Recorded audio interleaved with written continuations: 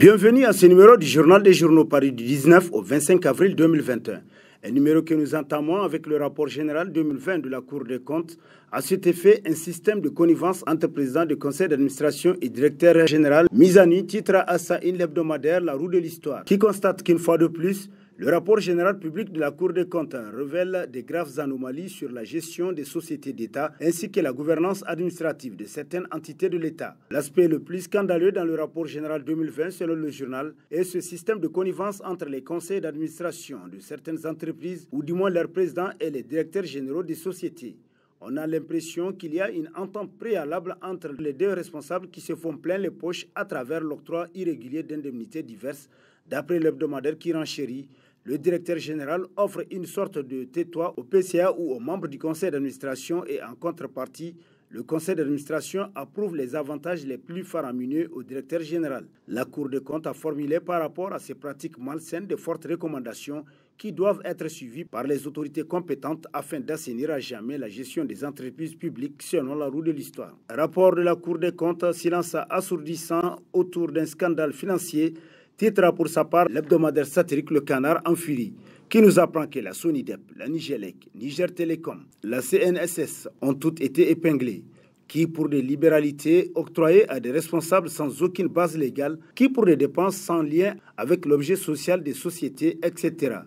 Mais c'est particulièrement le silence assourdissant des politiques, des organisations de la société civile et des syndicats qui inquiètent au plus haut point, constate Le Canard en furie qui conclut un silence à mettre sur le compte de la continuité telle que promise par Bazoum Mohamed. Détournement de fonds au ministère de la Défense, les auditions commencent bientôt, titre à sa une l'hebdomadaire L'Actualité, pour qui il n'y a plus de doute. Les choses sérieuses commencent et ces hommes et femmes qui ont choisi de marcher volontaires sur les cadavres des militaires pour enrichir leurs familles et proches répondront de leur forfaiture, de leurs actes ignobles.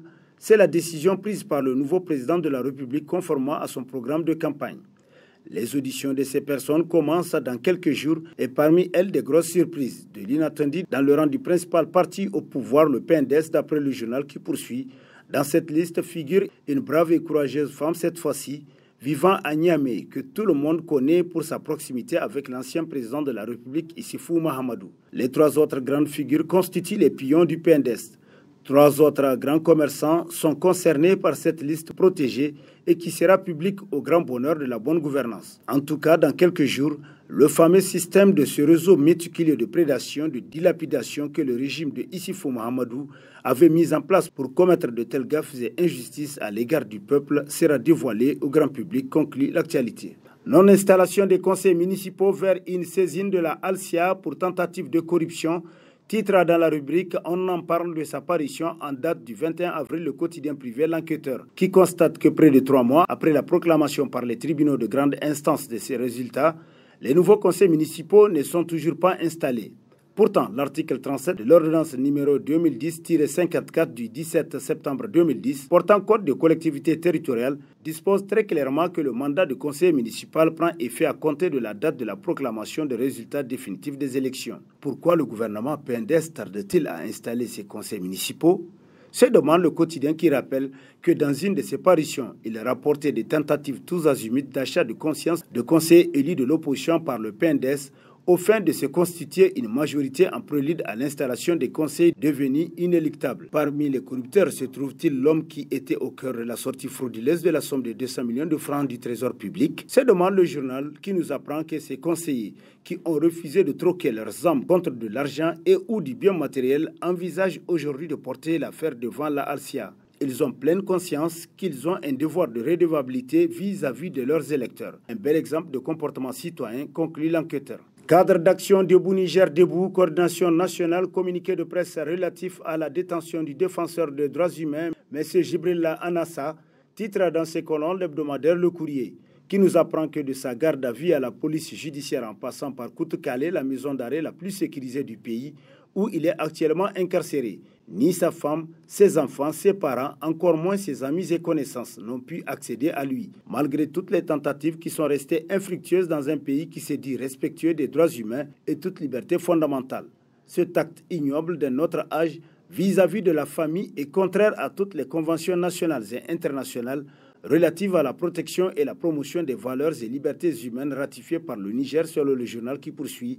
qu'en conséquence, les membres du cadre Debout Niger Debout et du mouvement Dynamique Citoyenne, élargi à la famille du détenu, s'inquiètent de l'état sanitaire actuel de Djibril Anassa et appellent les ONG et associations de défense des droits humains, les médias nationaux et internationaux, les chefs religieux et coutumiers, les chancelleries et les structures syndicales de tout mettre en œuvre pour s'enquérir de ces conditions actuelles de détention à la prison civile de Kout-Kalé avant qu'il ne soit trop tard, tel que rapporté par le courrier. Premier déplacement du président Bazoum à l'étranger et allègement du système sécuritaire, l'élève rompt avec les habitudes de son maître, s'exclame l'hebdomadaire L'Éclosion, qui rappelle que lors de ses déplacements, le président Issoufou Mahamadou fait bloquer l'accès aux voies menant du palais présidentiel à l'aéroport pendant des heures, ce qui agace les citoyens dont il prétendait assurer le bonheur. Beaucoup de fonctionnaires s'est retrouvés pris au piège par son cortège et beaucoup d'étudiants raté leurs examens. D'autres ont même été tabassés et maltraités par sa garde présidentielle. En partance pour Brazzaville, le vendredi 17 avril, le président Mohamed Bazoum se fait accompagner à l'aéroport par un dispositif sécuritaire plutôt réduit et allégé. Beaucoup n'ont même pas su que c'était le président qui s'est déplacé car la circulation n'a été trop perturbée. Mohamed Bazoum veut-il impressionner pour gagner la confiance des Nigériens? C'est demande l'éclosion pour qui, une chose est sûre, cette attitude est plutôt bien appréciée par les Niaméens. Libération des prisonniers politiques, une bonne carte pour Bazoum qui peut attirer la sympathie des Nigériens qui refusent encore son élection à la tête du pays, titre à sa une l'hebdomadaire Le Monde aujourd'hui. Pour qui, s'il y a encore des Nigériens qui doutent sur le fait qu'il existe ou pas de prisonniers politiques au Niger, il faudrait très vite qu'ils se ravisent car toutes les personnes arrêtées en dernier lieu suite aux événements consécutifs aux dernières élections présidentielles ne sont rien d'autre que des prisonniers politiques en bonne et due forme. En principe, la politique est terminée. Il faut donc les libérer d'après le journal pour qui le président Bazoum doit tenir compte de cette option et agir très vite avant qu'on ne réussisse à lui imposer des conseils occultes et rancuniers qui vont le détourner de cette vision. Dans tous les cas, l'opposition politique est encore là. Elle continue à contester la victoire de Mohamed Bazoum à la présidence de la République. De ce côté aussi, il a besoin de calmer les ardeurs des uns et des autres pour les dissuader d'abandonner leur ligne afin de saisir sa main tendue. À bon entendeur, salut, conclut Le Monde aujourd'hui. Le mécontentement enfle au pain d'Estaréa, Bazoum pris au piège des nominations, titre à la une de sa parution en date du 22 avril, le quotidien privé L'Enquêteur, qui nous apprend qu'entre Kassik mis sur la touche et Fédération régionale désappointée, Bazoum Mohamed est attendu au tournant par pas mal de ses propres camarades politiques. On accuse Bazoum Mohamed de n'avoir pas tenu compte de la carte électorale de son parti dans la formation du gouvernement. Voilà une polémique qui présage rien de bon pour le PNDS et surtout pour le nouveau magistrat suprême.